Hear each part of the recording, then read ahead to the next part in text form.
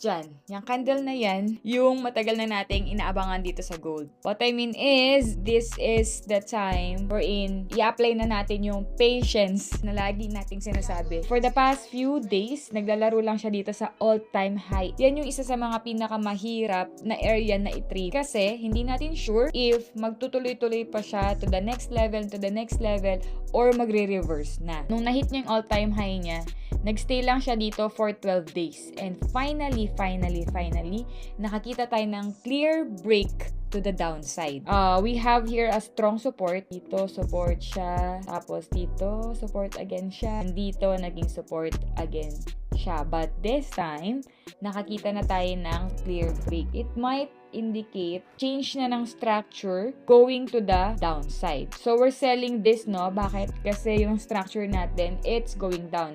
Since nasa 4-hour time frame tayo, meron tayong high, meron tayong low, meron tayong lower high, meron tayong lower low. Question mark is saan area niya establish yung another lower high, and then we'll have, of course, to target yung next na lower low niya. This might be the start na talaga ng confirmed downtrend niya. So, patience guys, kasi based on my strategy, I will wait for a pullback. So, I want my pullback to happen around here. Ayan, ganyan, diba? Mukhang uod.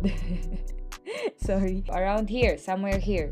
So, hopefully, magkaroon tayo dyan ng magandang rejection sa area na to or retest as resistance. Papasukan ko to if makakakita ko ng movement, small candlestick, okay, papataas dito sa area na to. Gusto ko slow. If in case hindi mangyari yung scenario na yan at mangyari na ganito yung mangyari, guys. Possible pa rin kasi talaga mangyari yan. So, stay away muna ako pag ganyan. Kasi nga, ang overall bias ko na ngayon na pinanghawakan is sell. Let's just follow where the momentum is. Pag naging choppy, meaning naging unsure yung galaw ng market, stay away na lang muna tayo. Hopefully, we can get a good opportunity dito sa gold na makapasok tayo this week.